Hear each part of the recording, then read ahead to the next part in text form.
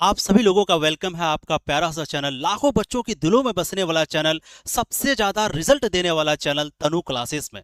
आज ये इतिहास की पहली क्लास है जहां पर हम आपको पढ़ाने जा रहे हैं इतिहास का पहला चैप्टर, जिसका नाम है ईंटें मनके तथा अस्थियां। जहां पर हम लोग पढ़ते हैं हड़प्पा सभ्यता के बारे में। जैसे आज हम लोग महलों में रहते हैं, हम लोगों के यहाँ पक्की सड़कें बनाई गई है, सड़क के दोनों किनारे नाला बना हुआ रहता है। लेकिन अगर हम आपको कहें कि आज से 200 साल 300 साल पहले क्या था, तो झोपड़ी हुआ करता था। जो सड़क है वो भी कच्ची बनाई हुई होती थी, पक्की ईंटों का नहीं बना हुआ होता था। जो महल है, महल तो होता ही नहीं था, कच्ची कच्ची ईंटों का घर बना हुआ होता था, झोपड़ी बना हुआ होता था। लेकिन अगर हम आपसे कहें कि आज से 4000 साल पहले जिस तरह से आज हम लोग जिंदगी गुजार रहे हैं, जिस तरह से आज हम लोग महलों में रहते हैं, जिस तरह से आज हम लोग पक्की सड़कों पर चलते हैं, जिस तरह से आज सड़क के दोनों किनारे पर नाला बनाई जाती है, इसी तरह से आज से 4000 साल पहले भी था। तो क्या आप यकीन करोगे? जी हाँ प्यारे बच्चों, आज से 4000 साल पहले जिस तरह से हम लोग पक्की महलों में रहते हैं, इसी तरह से हड़प्पा सभ्यता के लोग भी ऐसे ही 4000 साल पहले ऐसे ही पक्की ईंटों के मकानों में रहा करता था। आज से 4000 साल पहले एक ऐसी सभ्यता थी जिस सभ्यता के लोग पक्की बिल्डिंग में रहा करते थे, जिस सभ्यता के लोग पक्की सड़कें बनाया करते थे, जिस सभ्यता के लोग सड़क के दोनों किनारे पर नाला बना हुआ करते थे, उसी एक सभ्यता के बारे में हम लोग इस चैप्टर में पढ़ने वाले हैं। चैप्टर का नाम रखा गया ईंटें मनके तथा अस्थियां।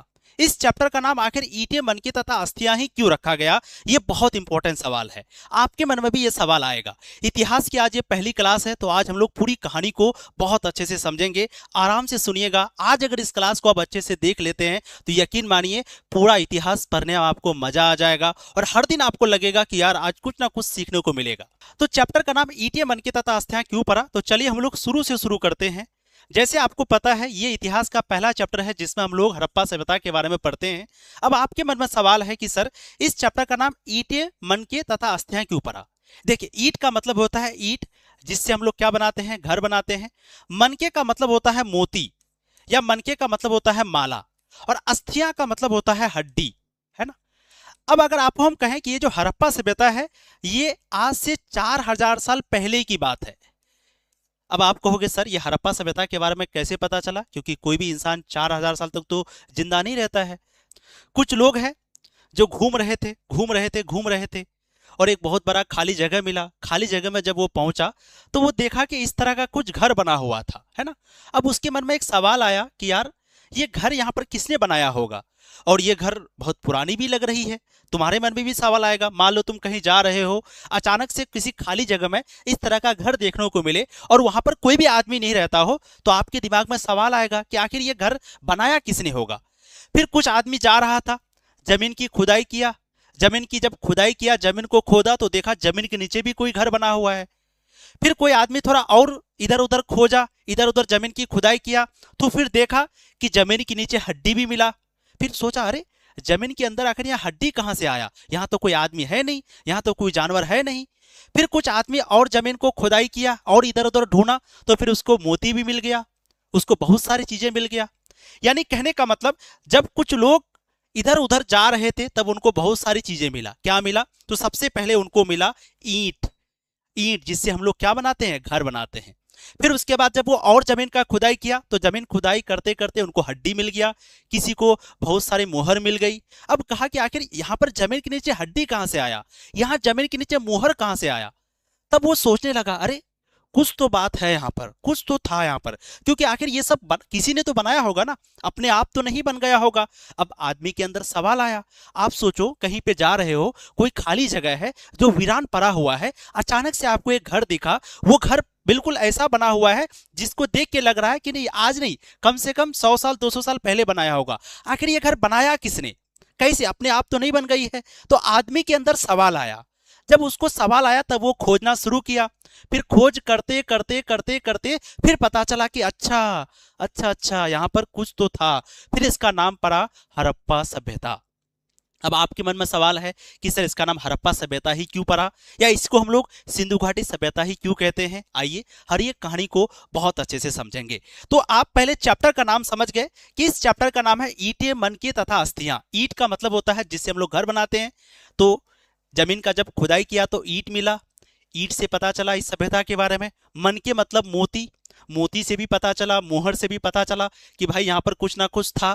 फिर अस्थियां, अस्थि का मतलब होता है हड्डी। जब खुदाई किया गया तो जमीन के नीचे बहुत सारे हड्डियां मिली, बहुत सारे जानवरों की हड्डी मिली। अब कहा कि भाई कुछ लोग तो यहाँ पर रहते होंगे, तभी तो जानवरों का हड्डी मिला है जमीन के नीचे, नहीं तो आखिर यहाँ पर जानवर जब था ही नहीं, इतना खाली जगह है, तो यह जानवर आया कहाँ से, जानवर की हड्डी आया कहाँ से। इसका मतलब हुआ कि यहाँ पर कुछ लोग रहते थे और वो लोग इस जानवर को पालते थे। और फिर पता चला कि हाँ, यहाँ पर एक सभ्यता था जिस सभ्यता का नाम है हड़प्पा सभ्यता। तो जब लोगों को इस तरह का घर देखने को मिला कि भाई ये घर आखिर किसने बनाया, ये नाला किसने बनाया, ये इस तरह का घर आखिर किसने बनाया, तो लोगों ढूंढने लगा, बहुत सारी चीजें खोजने लगा कि आखिर ये किसी ने तो बनाया होगा, अपने आप तो नहीं बन गया होगा। जब खोज किया किया किया किया किया तो बहुत सारी जानकारी मिली हड़प्पा सभ्यता के बारे में।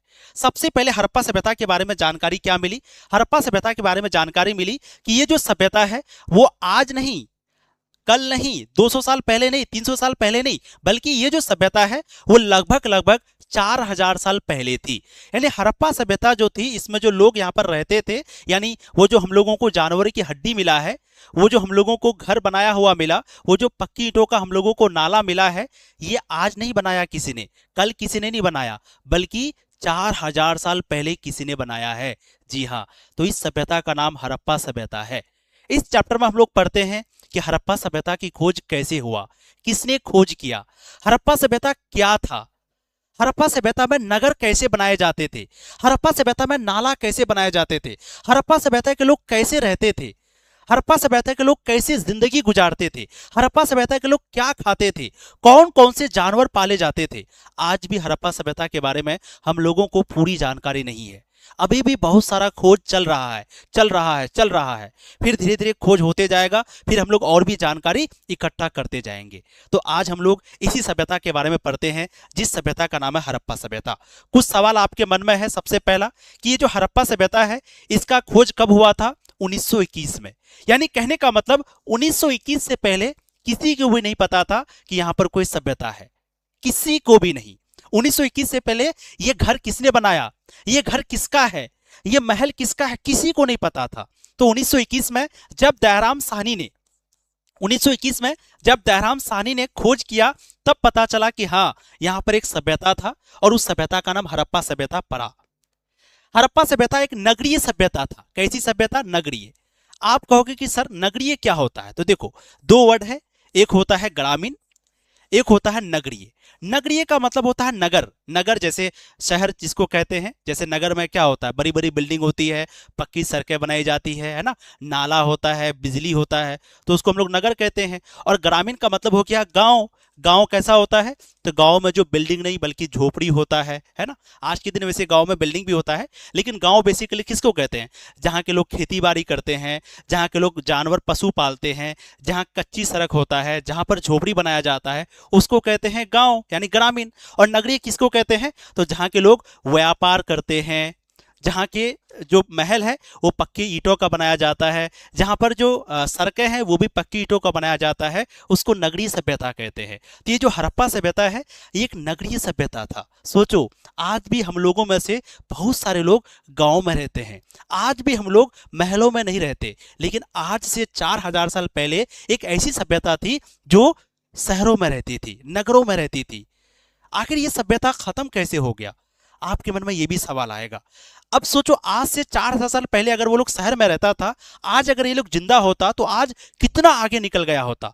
अमेरिका, हम लोग कब आजाद हुए? हम लोग 1947 में आजाद हुए, और अमेरिका जो है हम लोगों से लगभग 150 साल पहले आजाद हुआ है। अमेरिका मात्र 150 साल पहले आजाद हुआ और आज पूरी दुनिया में सबसे ज्यादा ताकतवर है। सोचो, ये लोग तो 4000 साल पहले ऐसा था। अगर ये लोग आज जीवित रहता तो आज ये लोग कैसा रहता, आज भारत कहां रहता। लेकिन अफसोस, ये हड़प्पा सभ्यता खत्म हो गई है। अब आपके मन में सवाल आएगा कि सर ये हड़प्पा सभ्यता खत्म कैसे हो गया, इस सभ्यता का पतन कैसे हो गया, कैसे ये लोग मर गए, कैसे ये पूरी सभ्यता एक तरफ से खत्म हो गई। सोचो, आज हम लोग सब लोग हैं यहाँ पर, हम लोग पढ़ रहे हैं, लेकिन आज एक मिनट के लिए मन में सोचो, वैसे ऐसा हो नहीं, लेकिन सोचो कि आज हम सारे लोग खत्म हो जाते हैं, सब लोग खत्म हो जाते एक बार में, सारी जानवर जितने भी लोग हैं सब मर जाता है।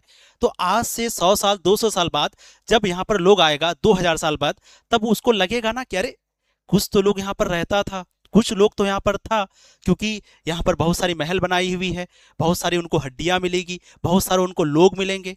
तो फिर वो भी क्या करेगा, खोज करने लगेगा, वो भी ढूंढने लगेगा कि आखिर यहाँ पर क्या था। फिर उसको पता चलेगा, अच्छा यहाँ तो एक देश था जिसका नाम भारत था, और यहाँ पर इतने लोग थे, इतने लोग पढ़ते थे, यहाँ पर ऐसी ऐसी चीजें बनाई गई थी, इस तरह से लोग रहते थे, वो सब चीज करेगा। तो उसी तरह से हड़प्पा सभ्यता आज से 4000 साल पहले था। अब हड़प्पा सभ्यता के लोग कैसे रहते थे, कैसे जिंदगी गुजारते थे, कौन कौन से जानवर पालते थे, क्या काम करते थे, हर एक चीज के बारे में इस चैप्टर में पढ़ते हैं। और फिर ये चैप्टर हम लोगों का मजेदार तरीके से खत्म होता है। तो आज ये इतिहास की पहली क्लास है। तो सबसे पहले हम लोग समझते हैं इतिहास क्या होता है, फिर हम लोग इस चैप्टर को अच्छे से पढ़ेंगे। प्यारे बच्चों, आप क्लास 12th में आए हैं तो आपको पता है क्लास 12th में आपको टोटल 3 बुक पढ़ना पड़ेगा, जो कि एनसीईआरटी है ना। तीनों बुक आप देख सकते हैं, भाग 1, भाग 2, भाग 3। ये आपका एनसीईआरटी बुक है। पहला बुक में 4 चैप्टर है, दूसरा बुक में 5 चैप्टर, तीसरा बुक में 6 चैप्टर। इस तरह से हम आपको टोटल 15 का 15 चैप्टर को पढ़ाएंगे। 3 चैप्टर हटा भी दिया है, जो चैप्टर हटा दिया है वो हम आपको बता देंगे, वो अगर आपको नहीं पढ़ना होगा तो आप मत पढ़ना, ठीक। इतिहास को इंग्लिश में क्या कहते हैं? इतिहास को इंग्लिश में कहते हैं हिस्ट्री। हिस्टोरी नहीं, हिस्ट्री।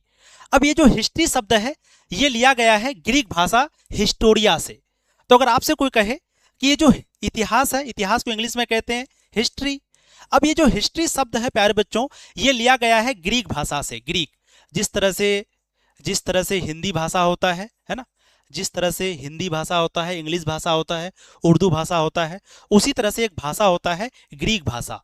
तो ये जो इतिहास का इंग्लिश है हिस्ट्री, हिस्ट्री शब्द लिया गया है हिस्टोरिया से। और हिस्टोरिया जो है ये कैसी भाषा है? उर्दू भाषा है? नहीं। क्या ये अंग्रेजी भाषा है? नहीं। हिस्टोरिया जो है ये आपका ग्रीक भाषा है। और हिस्टोरिया का मतलब होता है पूछताछ करना। क्या होता है हिस्टोरिया का मतलब? पूछताछ करना। तो अगर हम आपसे सवाल करेंगे कि हिस्ट्री क्या होता, तो आप क्या कहोगे? सोचो, हमें किसी के बारे में पता लगाना है ना, कि भाई ये लड़का जो आज टॉपर बना, ये लड़का कैसे टॉपर बना। तो हम क्या करेंगे? आपके घर में जाएंगे, आपके मम्मी पापा से पूछेंगे कि आप कैसे पढ़ाई करते थे, आपके दोस्तों से पूछेंगे। तो हम क्या करेंगे? पूछताछ करेंगे। इसका मतलब हिस्ट्री का मतलब होता है पूछताछ। तो हिस्ट्री जो शब्द है ये लिया गया है हिस्टोरिया से। हिस्टोरिया का अर्थ होता है पूछताछ करना। जब हम लोग इतिहास के बारे में पता लगाते हैं तो हम लोग क्या करते हैं? पूछताछ करते हैं। फिर उसके बाद हम लोग क्या करते हैं? जांच करते हैं कि इनकी मम्मी ने, इनके पापा ने, इनके दोस्तों ने जो बताया वो सही है या नहीं, हम लोग मिलाते हैं। तो जब भी इतिहास के बारे में पता लगाते हैं तो सबसे पहले पूछताछ करते हैं, फिर उसके बाद जांच करते हैं, फिर उसके बाद सच्चाई की खोज करते हैं कि सच क्या है, क्या ये झूठ तो नहीं, सच क्या है। 1947 में जब हम लोग आजाद हुए तो किस तरह से आजाद हुए थे, सच्चाई की पता लगाते हैं। तो अगर कोई पूछे इतिहास का इंग्लिश होता है हिस्ट्री, हिस्ट्री जो शब्द है वो लिया गया है हिस्टोरिया से। और हिस्टोरिया एक ग्रीक भाषा का शब्द है जिसका मतलब होता है पूछताछ करना या जांच करना या सच्चाई की खोज करना। हम लोग पहले ये समझ गए कि इतिहास का इंग्लिश होता है हिस्ट्री, और ये जो हिस्ट्री शब्द है ये लिया गया है हिस्टोरिया से। लेकिन अब हम आपको कहेंगे कि ये जो इतिहास शब्द है इसको संस्कृत में क्या कहते हैं। संस्कृत में इतिहास का अर्थ क्या होता है? जब हम लोग बात करते हैं संस्कृत की, तो संस्कृत में जो इतिहास शब्द है ये 3 शब्द से मिलकर बना है। इति, जोर, ह, जोर, आस। जब हम इन तीनों शब्दों को मिला देते हैं या इन तीनों अक्षर को मिला देते हैं तब हम लोगों का बनता है इतिहास। अब इतिहास का मतलब होता है ऐसा ही हुआ था, ऐसा ही हुआ था। तो अगर आपसे कोई कहे कि बताइए संस्कृत में इतिहास का अर्थ क्या है, तो संस्कृत में जो इतिहास शब्द है इसको 3 भागों में तोड़ते हैं। इतिहास, इति जोर है जोर आस, यानी इति जोर है जोर आस, इसका मतलब होता है ऐसा ही हुआ था। तो इतिहास में हम लोग वही चीज को पढ़ते ना जो हुआ था। अगर हम कहेंगे कि 1947 में भारत देश आजाद हुआ था, तो इसका मतलब सच में आजाद हुआ था ना, ऐसा तो नहीं है ना कि आजाद नहीं हुआ था फिर भी हम लोग पढ़ते हैं कि आजाद हुआ था, ऐसा है क्या? तो इतिहास का मतलब ही हुआ कि ऐसा ही हुआ था, तभी तो हम लोग पढ़ते हैं। तो इतिहास संस्कृत में 3 शब्द से मिलकर बना है, इति जोर है जोर आस, जिसका मतलब होता है ऐसा ही हुआ था। यानी संस्कृत में इतिहास का अर्थ है ऐसा ही हुआ था। तो इतिहास का मतलब खोज करना, पूछताछ करना, उसके बाद सच्चाई की खोज करना, जांच करना। संस्कृत में इतिहास का मतलब होता है ऐसा ही हुआ था। प्राचीन काल में इतिहास को कहानी के रूप में बताया जाता था, अर्थात पहले इतिहास को श्रुति विषय माना जाता था। आप सबको पता है ये जो इतिहास है इसको टोटल 3 भागों में बांटा जाता है। कितने भागों में? 3 भागों में। एक आपका है प्राचीन इतिहास, एक आपका है प्राचीन इतिहास, दूसरा है आपका मध्यकालीन इतिहास, दूसरा क्या है? मध्यकालीन इतिहास, तीसरा क्या है? आधुनिक इतिहास, आधुनिक इतिहास। ठीक है, इतिहास को टोटल 3 भागों में बांटा जाता है, एक प्राचीन, मध्यकालीन, आधुनिक। प्राचीन इतिहास में हम लोग क्या पढ़ते हैं? तो प्राचीन इतिहास में पढ़ते हैं हड़प्पा सभ्यता, जैसे हड़प्पा सभ्यता के बारे में पढ़ेंगे, जैसे मगध साम्राज्य के बारे में पढ़ेंगे, मौर्य साम्राज्य के बारे में पढ़ेंगे, गुप्त साम्राज्य के राजाओं के बारे में पढ़ेंगे। तो ये सभी चीज आपका आ जाएगा प्राचीन इतिहास में। फिर एक होता है मध्यकालीन इतिहास। तो मध्यकालीन इतिहास में हम लोग क्या पढ़ते हैं? मध्यकालीन इतिहास में हम लोग पढ़ते हैं दिल्ली सल्तनत के बारे में, दिल्ली सल्तनत है ना, उसके बाद मुगल सल्तनत के बारे में, मुगल सल्तनत। ठीक है, उसके बाद आधुनिक इतिहास में क्या पढ़ते हैं? तो आधुनिक इतिहास में पढ़ते हैं अंग्रेजों के बारे में, उसके बाद कैसे हम लोग आजाद हुए उसके बारे में। ये सभी चीज किस में आ जाएगा? आधुनिक इतिहास में आ जाएगा। अब यहां पर हम लोग क्या कहे, एक लाइन कि इतिहास को श्रुति विषय माना जाता था। श्रुति मतलब क्या होता है कि शुरुआत में जो इतिहास होती थी वो लिखित रूप में नहीं था। जैसे आज हम लोग 1947 में आजाद हुए या 1857 की क्रांति हुई, तो ये सब चीज क्या है? लिखा हुआ है। लेकिन अगर हम कहेंगे हड़प्पा सभ्यता के बारे में या हड़प्पा सभ्यता से भी पहले यहाँ पर क्या था इनके बारे में, तो कोई चीज लिखित नहीं है, मौखिक है, यानी सुना हुआ है, कहानी की तरह। हमने अपने दादा से सुना, मेरे दादा अपने दादा से सुने थे, फिर उसके दादा वो किसी दूसरे लोगों से सुना था। तो इसी को कहते हैं श्रुति विषय।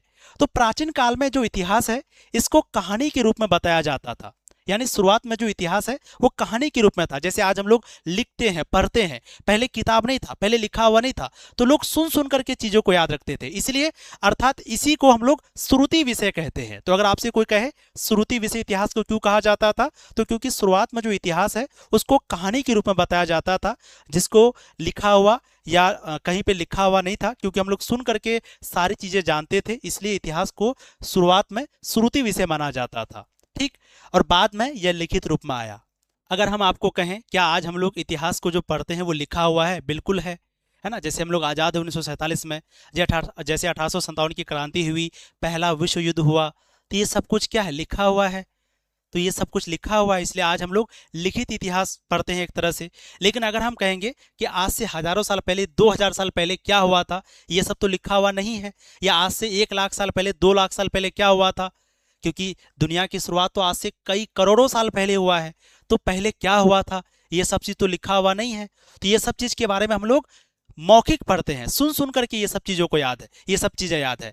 तो जो चीज हम लोग को सुन करके याद है उसको माना जाता है श्रुति विषय। इसलिए कहा जाता है जो प्राचीन काल का इतिहास था इसको कहानी के रूप में बताया जाता था, इसीलिए पहले इतिहास को श्रुति विषय माना जाता था, है ना। तो अगर आपसे कोई कहे जो प्राचीन काल का इतिहास होता था, प्राचीन काल मतलब जब यहाँ पर हड़प्पा सभ्यता था, जब यहाँ पर मौर्य साम्राज्य था, उनके बारे में ज्यादा लिखित रूप से चीजें अवेलेबल नहीं है, लिखित रूप से चीजें मौजूद नहीं है, उनके बारे में लिखित रूप से मौजूद नहीं है, इसलिए उस इतिहास को हम लोग श्रुति विषय कहते हैं। आपके सामने सवाल आएगा कि सबसे पहले इतिहास को लिखने की शुरुआत कहां पर हुई थी?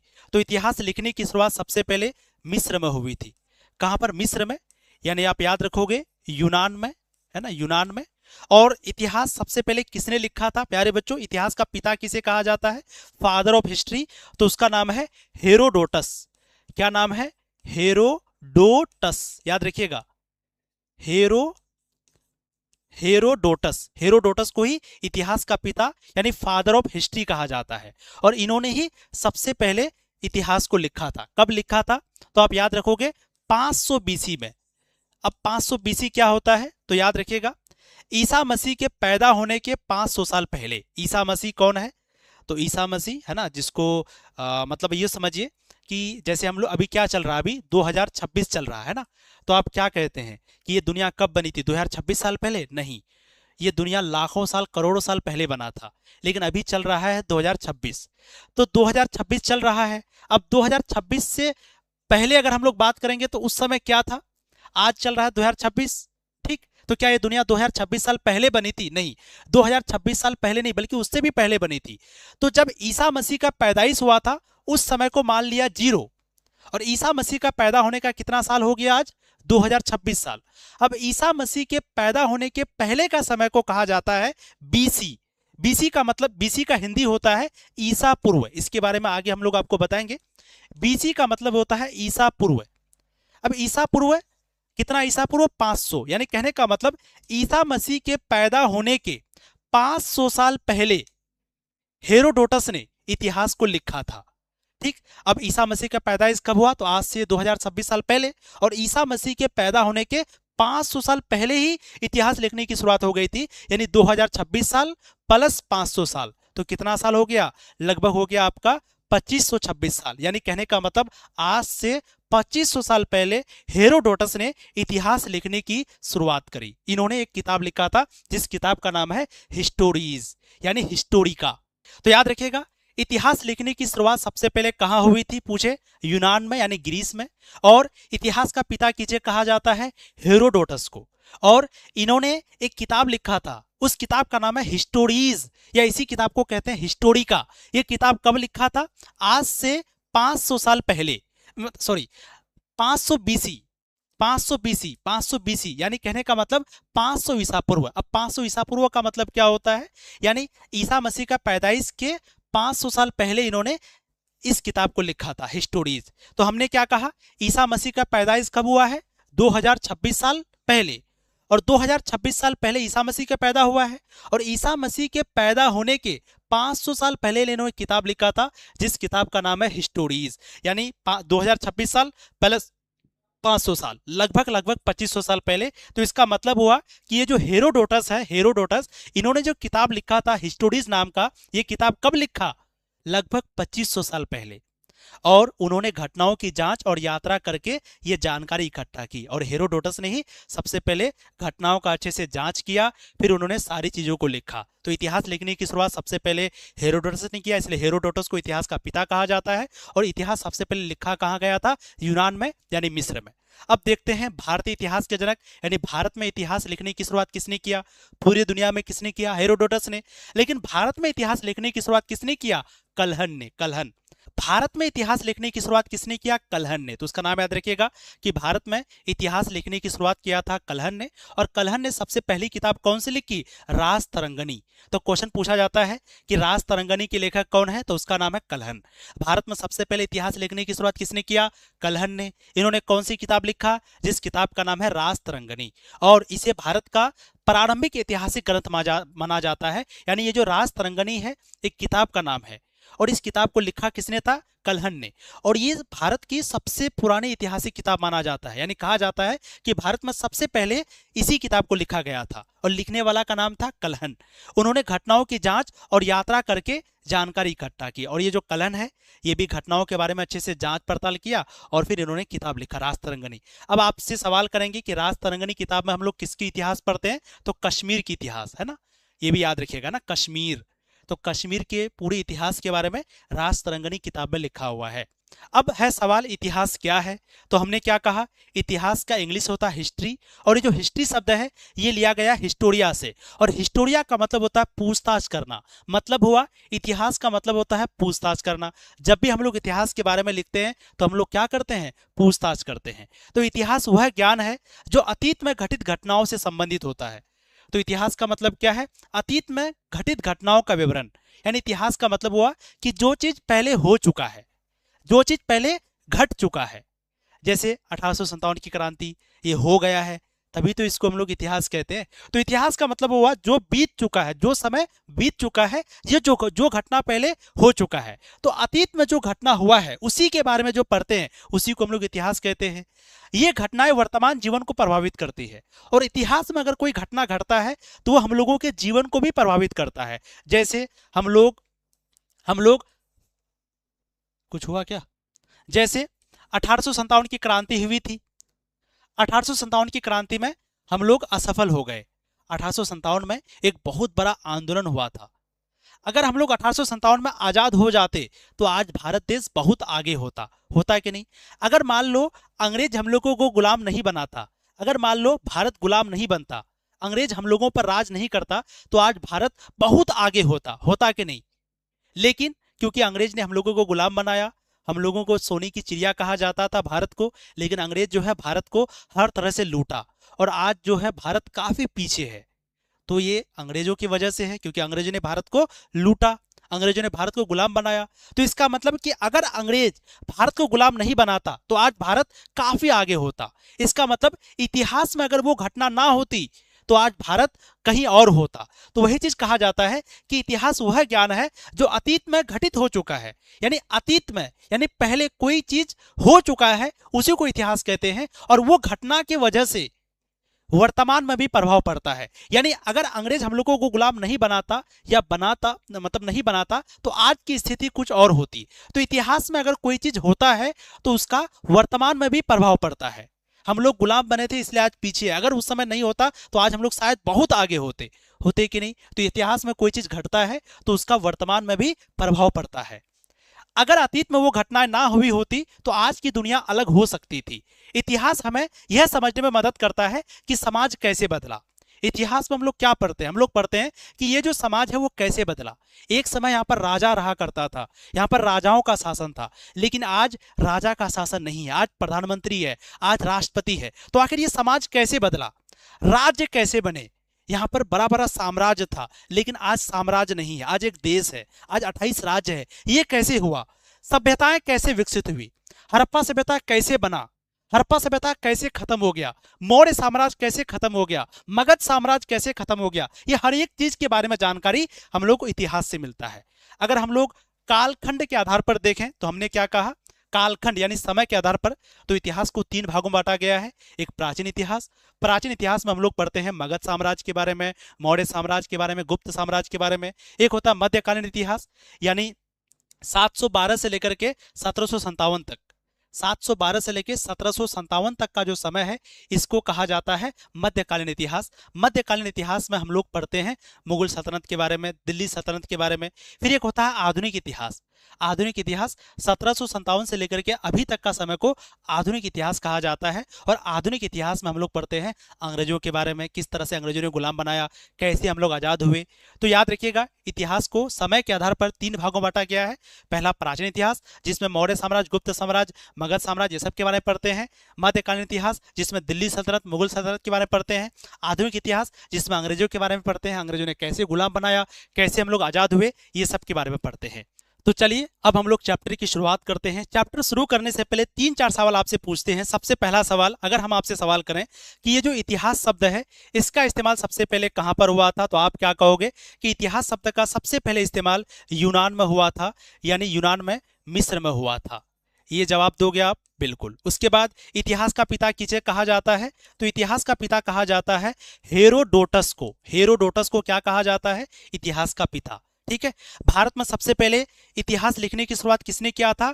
कलहन ने। पूरी दुनिया में सबसे पहले इतिहास लिखने की शुरुआत किसने किया? हेरोडोटस ने। और हेरोडोटस ने एक किताब लिखा जिसका नाम क्या है? हिस्टोरिका, या हिस्टोरीज इंग्लिश में कहते हैं। उसी तरह से भारत में इतिहास लिखने की शुरुआत किसने किया? कलहन ने। और कलहन ने सबसे पहले कौन सी किताब लिखा, अगर हम आपसे कहें तो कलहन ने सबसे पहले किताब लिखा था राजतरंगिणी।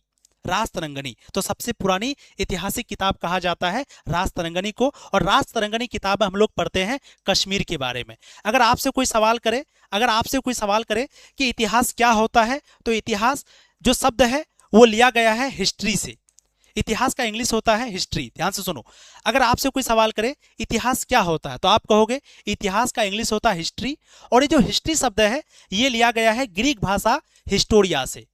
हिस्ट्री कहां से लिया गया है? हिस्टोरिया शब्द से। यानी ये जो हिस्ट्री शब्द बना है ये हिस्टोरिया से बना है। और हिस्टोरिया एक ग्रीक शब्द है जिसका मतलब होता है पूछताछ करना, जिसका मतलब होता है पूछताछ करना, जिसका मतलब होता है जांच पड़ताल करना, जिसका मतलब होता है खोजबीन करना। मतलब इतिहास का मतलब हुआ पूछताछ करना, जांच करना या खोज करना। या इतिहास का मतलब होता है अतीत में जो घटना घट चुका है। अतीत मतलब पहले, यानी जो घटना पहले घट चुका है उसी को इतिहास कहते हैं। या फिर इतिहास का मतलब हुआ अतीत में जो घटना घट चुका है जिसके बारे में मौखिक रूप से या लिखित रूप से, जिसके बारे में मौखिक रूप से या लिखित रूप से कोई ना कोई सबूत मौजूद है, उसी को हम लोग इतिहास कहेंगे। तो इतिहास का मतलब हुआ पूछताछ करना, जांच करना या खोजबीन करना। इतिहास का मतलब हुआ अतीत में जो घटना घट चुका है वो घटना की वजह से वर्तमान में भी कोई प्रभाव पड़ा है। अतीत में जो घटना घट चुका है उसके बारे में लिखित या मौखिक रूप से कोई ना कोई प्रूफ, कोई ना कोई क्या बोलते हैं, प्रमाण अभी क्या है, मौजूद है, उसी को हम लोग इतिहास कहेंगे। तो इतिहास का मतलब आप समझ गए। तो चलिए प्यारे बच्चों, इतिहास का मतलब आप समझ गए। अब इस चैप्टर का नाम है सिंधु घाटी सभ्यता, यानी इस चैप्टर में हम लोग पढ़ते हैं हड़प्पा सभ्यता। अब आपको जैसे मैंने कहा कि हड़प्पा सभ्यता एक शहरीय सभ्यता थी। आप देख सकते हैं ये जो घर है, ये सब जो बना हुआ है, ये हम लोगों का बना हुआ नहीं है, बल्कि आज से 4000 साल पहले उन लोगों ने बनाया है। जैसे आप देखिए ये क्या है, ये है स्विमिंग पूल, इसी को हम लोग कहते हैं स्नानघर। यानी यहाँ पर हड़प्पा सभ्यता के लोग ऐसे नीचे उतरते थे और यहाँ पर नहाते थे। इस तरह का वहां पर बिल्डिंग बना हुआ होता था। इस तरह से वहां पर नाला बना हुआ होता था, नाला। इस तरह से वहां पर सड़कें बनाई हुई होती थी। इस तरह से सीधा सीधा घर बनाया हुआ होता था। ये था प्यारे बच्चों हड़प्पा सभ्यता। इसी सभ्यता के बारे में इस चैप्टर में पढ़ते हैं। तो चलिए हम लोग शुरू करते हैं। आज जिस तरह से हम लोग पक्के मकानों में रहते हैं, आज जिस तरह से नालियों से पानी निकालते हैं, बाजारों में व्यापार करते हैं, ऐसा ही जीवन हजारों वर्ष पहले उस सभ्यता के लोग जी रहे थे। इसी सभ्यता को हम लोग सिंधु घाटी सभ्यता या इसी सभ्यता को हम लोग हड़प्पा सभ्यता कहते हैं। अब आपके मन में सवाल है कि ये जो सभ्यता है वो कब थी और कहां थी। ये अपना प्यारा सा देश भारत है। भारत के ऊपर साइड को हम लोग क्या कहते हैं, जल्दी से बोलो, उत्तर। ठीक है, नीचे के साइड को हम लोग कहते हैं दक्षिण, इधर कहा जाता है पश्चिम, दायां साइड को कहा जाता है पूरब। इधर पश्चिम, इधर पूरब। अगर आप ध्यान से देखोगे तो ऊपर है उत्तर, नीचे है दक्षिण, इधर है पूरब, इधर है पश्चिम। तो इधर पश्चिम हो गया, इधर उत्तर हो गया। और इधर क्या कहते हैं, तो इधर हम लोग कहते हैं पश्चिम उत्तर, जिसको हम लोग शॉर्ट में बोलते हैं पश्चिमोत्तर, पश्चिमोत्तर। तो ना ही हड़प्पा सभ्यता ना ही पश्चिम तरफ था, ना ही उत्तर तरफ था, बल्कि इस तरफ था। इसको इसलिए इसको कहते हैं पश्चिमोत्तर।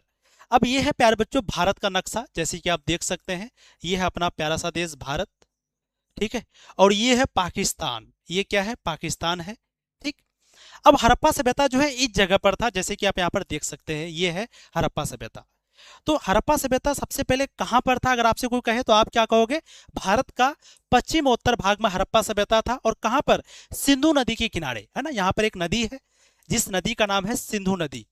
यहाँ पर एक नदी है जिस नदी का नाम क्या है, सिंधु नदी। तो अगर आपसे कोई कहे कि हड़प्पा सभ्यता जो है किस नदी के किनारे था, सिंधु नदी के किनारे या सिंधु नदी के आसपास में यह हड़प्पा सभ्यता था। यह है सिंधु नदी, इसी के अगल बगल में हड़प्पा सभ्यता था। हड़प्पा सभ्यता भारत के पश्चिमोत्तर भाग में था। अब ये जो हड़प्पा सभ्यता है वो कब था, तो याद रखिएगा हड़प्पा सभ्यता कब से कब तक था, तो 2600 ईसा पूर्व से 1900 ईसा पूर्व तक। अब ईसा पूर्व का मतलब क्या होता है, इसको थोड़ा समझ जाइए। जैसे आज क्या चल रहा है, आज चल रहा है 2026। अगर हम आपसे कहें कि अभी क्या चल रहा है 2026, तो क्या ये दुनिया 2026 साल पहले बना था, क्या ये दुनिया 2026 साल पहले बना था, नहीं, बल्कि ये दुनिया लाखों साल पहले बना है, लाखों साल पहले। तो फिर हम लोग 2026 क्यों लिखते हैं। तो प्यारे बच्चों, एक इंसान है जिसका नाम है ईसा मसीह। इंसान है या प्रोफेट है, नबी है। ईसाई लोग जो है इन्हीं को क्या भगवान का बेटा कहता है ना। और जो मुस्लिम है इन्हीं को नबी कहता है, जिसको प्रोफेट या जिसको मैसेंजर ऑफ गॉड कहा जाता है, ठीक। तो ईसा मसीह का जिस दिन पैदाइश हुआ था, ईसा मसीह का जिस दिन पैदा हुए, उस समय को मान लिया 0, और आज चल रहा है 2026। तो यानी कहने का मतलब हुआ कि ईसा मसीह का पैदाइश कब हुआ था, ईसा मसीह कब पैदा हुए थे, 2026 साल पहले। तो ईसा मसीह जिस दिन पैदा हुए, इनका जिस दिन जन्म हुआ, उसी समय को मान लिया 0। उस समय को क्या मान लिया, 0। यानी उस समय से आज कितना साल हो गया है, 2026 साल। अब ईसा मसीह के पैदा होने के पहले साल को कहा जाता है ईसा पूर्व। ईसा पूर्व का मतलब ही होता है ईसा के पैदा होने के पहले, पूर्व मतलब पहले। और अभी का समय को कहा जाता है ईसवी। तो अगर हम आपसे कहें ये है 0, ये है आपका 0, 0 से अभी जो चल रहा है इसको क्या कहेंगे, ईसवी, जिसको इंग्लिश में हम लोग लिखते हैं एडी, ठीक। और समय से पहले यानी ईसा मसीह के पैदा होने के पहले वाला समय को कहा जाता है ईसा पूर्व, है ना। ये हो गया बाद। तो बाद वाला को समय को क्या कहा जाता है, ईसवी। और पहले वाला समय को क्या कहा जाता है, ईसा पूर्व। ईसा पूर्व को ही इंग्लिश में लिखते हैं, ईसा को कहते हैं बिफोर, सॉरी ईसा, यहां ध्यान से सुनो, ईसा पूर्व को इंग्लिश में कहा जाता है बीसी। बी का मतलब होता है बिफोर, की सी का मतलब होता है क्रिस्ट। बी मतलब बिफोर, बिफोर मतलब पहले यानी पूर्व, सी मतलब क्रिस्ट, क्रिस्ट मतलब ईसा। तो ईसा मसीह के पैदा होने के पहले का समय को कहा जाता है ईसा पूर्व यानी बीसी। और ईसा मसीह के बाद का समय को कहा जाता है ईस्वी यानी एडी।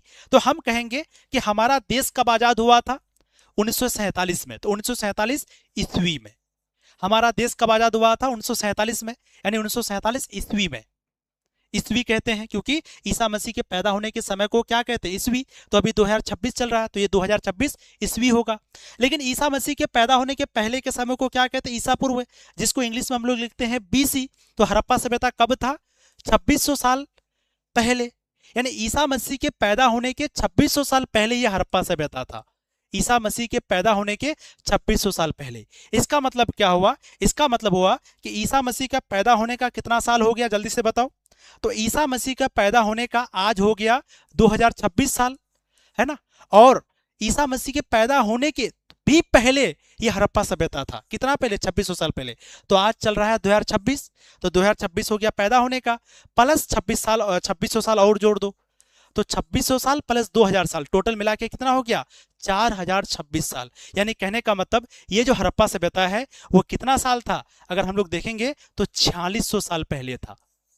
बात समझ में आई आपको? तो क्योंकि ये हड़प्पा सभ्यता ईसा मसीह के पैदा होने के 2600 साल पहले था, तो ईसा मसीह का पैदाइश हुआ 2000 साल पहले, और उससे भी पहले ये हड़प्पा सभ्यता था। कितना साल पहले? 2600 साल पहले। इसका मतलब हुआ कि अभी का 2000 जोड़ देंगे, 2026, अभी 2026 चला तो 2026 साल प्लस पहले 2600 साल, तो इस दोनों को जब मिलाएंगे तो हो गया 4600 साल। यानी ये हड़प्पा सभ्यता 4600 साल पहले था।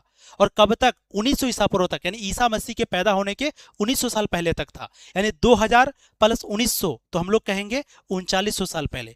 तो ईसा आज से 4600 साल पहले एक सभ्यता था जिसको कहते हैं हड़प्पा सभ्यता, और ये सभ्यता 4600 साल पहले शुरू हुआ था और 3900 साल पहले खत्म हो गया। जैसे अगर हम बात करेंगे यहाँ पर अंग्रेज कब आया था, तो अंग्रेज आया था 1600 में, लेकिन अंग्रेज यहाँ से कब भाग गया? 1947 में। तो 1947 में समझो अंग्रेज क्या हो गया? खत्म हो गया, जब हम लोग आजाद हुए। तो उसी तरह से हड़प्पा सभ्यता आज से 4600 साल पहले शुरू हुआ था और आज से 3900 साल पहले ये सभ्यता खत्म हो गया। तो इसलिए हम लोग लिखते हैं कि हड़प्पा सभ्यता कब से कब तक चला। तो बस इतना आपको याद रखना है कि 2600 ईसा पूर्व पहले यह सभ्यता शुरू हुआ था और 1900 ईसा पूर्व पहले यह सभ्यता खत्म हो गया।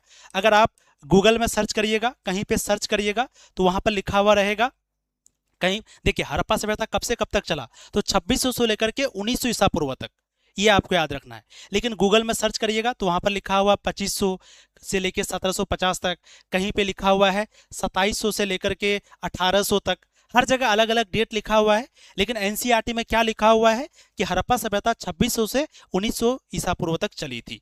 तो पहला सवाल हमने क्या कहा कि यह हड़प्पा सभ्यता कहाँ था, तो आप कहोगे हड़प्पा सभ्यता भारत का पश्चिमोत्तर भाग में था और हड़प्पा सभ्यता सिंधु नदी के आसपास था। और हड़प्पा सभ्यता कब से कब तक था? 2600 से लेके 1900 ईसा पूर्व तक ये सभ्यता था। 1900 ईसा पूर्व के बाद ये सभ्यता खत्म हो गया। यानी ईसा मसीह के पैदा होने के 2600 साल पहले सभ्यता था और ईसा मसीह के पैदा होने के 1900 साल पहले सभ्यता खत्म हो गया। और ये जो सभ्यता है वो सिंधु नदी के किनारे था और ये सभ्यता एक नगरीय सभ्यता था। नगरीय यानी यहाँ नगर था। नगर क्यों था? तो क्योंकि यहाँ पर जितने भी घर है वो पक्की ईंटों की बनाई हुई थी, यहाँ की जो सड़कें हैं वो भी पक्की ईंटों की बनाई हुई थी, यहाँ का जो नाला है वो भी पक्की ईंटों का बना हुआ था। इसलिए इस सभ्यता को हम लोग नगरीय सभ्यता कहते हैं।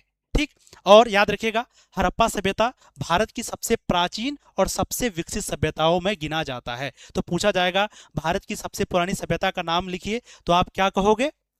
क्या कहोगे आप? हड़प्पा सभ्यता। भारत की सबसे पुरानी सभ्यता कौन सी थी? वो है हड़प्पा सभ्यता, या उसी को सिंधु घाटी सभ्यता कहते हैं। साल 1921 में पहली बार इस सभ्यता के अवशेष मिले। सबसे पहले खुदाई हुई थी हड़प्पा सभ्यता में। ठीक, तो अगर आपसे पूछा जाए कि ये जो हड़प्पा सभ्यता है इसके बारे में कब पता चला, तो देखिए हड़प्पा सभ्यता के बारे में ना लोगों को बहुत पहले ही पता चला था। आपको कि सर पहले पता चला था तो फिर वो लोग क्यों नहीं बताया? एक्चुअली में हुआ क्या था ना कि जैसे मान लीजिए आप कहीं जा रहे हैं, आपको कोई चीज़ मिल गया, फिर उसको भी कोई मिल गया, किसी को हड्डी मिल गया। अब बहुत सारी चीज़ें तो मिल रहा था लेकिन लोगों को पता नहीं था कि ये किन लोगों के द्वारा बनाया गया है। लेकिन कुछ सालों के बाद फाइनली 1921 में दयाराम साहनी ने पहली बार खोज किया और जैसे ही खुदाई किया, वहां पर खोज किया, फिर उसको कुछ चीजें मिली जिससे पूरी तरह से क्लियर हो गया कि अच्छा यहाँ पर एक सभ्यता था जिसका नाम है हड़प्पा सभ्यता। तो पूछा जाएगा कि पहली बार हड़प्पा सभ्यता के अवशेष कहाँ मिले, यानी हड़प्पा सभ्यता के बारे में सबसे पहली बार कहाँ पता चला, हड़प्पा सभ्यता के बारे में सबसे पहली बार जानकारी कहाँ मिली, तो आप कहोगे कहाँ पर? हड़प्पा में। और कब मिली? 1921 में। तो 1921 में पहली बार इस सभ्यता के बारे में जानकारी मिली थी। और सबसे पहले खुदाई कहाँ पर हुई थी? तो एक जगह था हड़प्पा, है ना, हड़प्पा एक जगह का नाम है। उसी जगह पर सबसे पहली बार खुदाई हुई थी। और इस जगह पर खुदाई हुआ। और खुदाई किसने किया? तो उनका नाम था दयाराम साहनी। तो याद रखिएगा प्यारे बच्चों, अगर आपसे सवाल करें, अगर हम आपसे सवाल करें कि ये जो हड़प्पा सभ्यता है, हड़प्पा सभ्यता जिसको हम लोग सिंधु घाटी सभ्यता कहते हैं, इस सभ्यता की पहली बार खोज कब हुई थी? पहली बार तो आप कहोगे 1921 में। खुदाई कब हुई थी? 1921 में। ये खोज किसने किया था? तो उसका नाम क्या था? दयाराम साहनी। दयाराम साहनी उनका नाम था। तो उनका नाम क्या है? पूरा नाम क्या है? राय बहादुर दयाराम साहनी।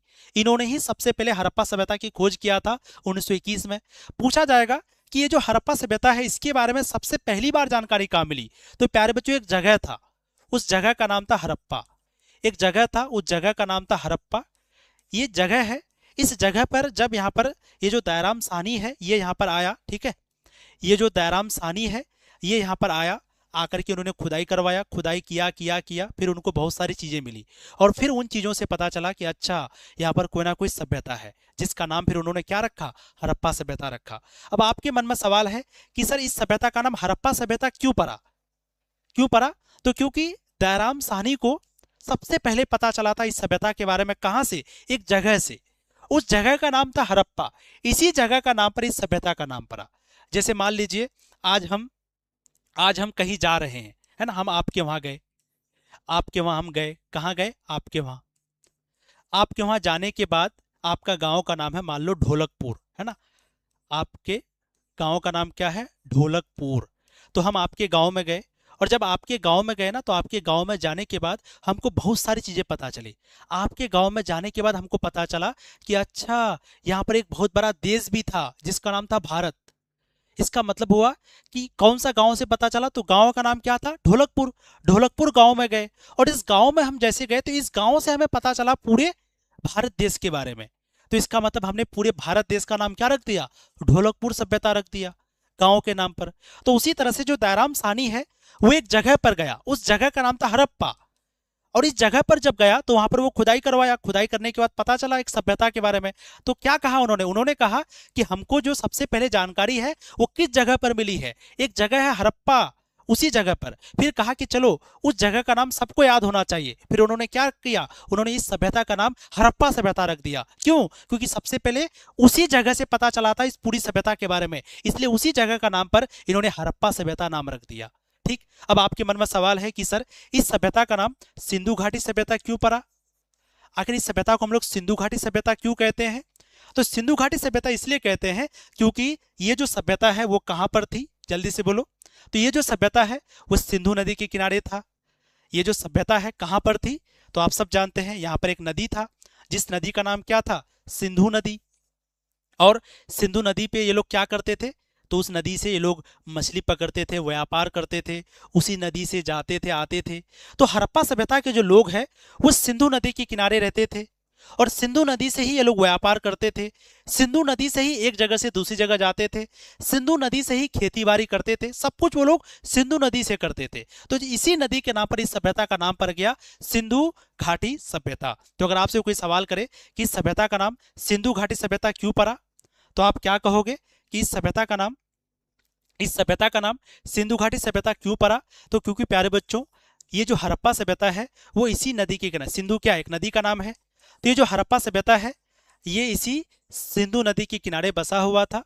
और हड़प्पा सभ्यता के लोग जो भी चीज करते थे, जैसे व्यापार करने जाते थे, व्यापार, तो ये लोग व्यापार कैसे करते थे?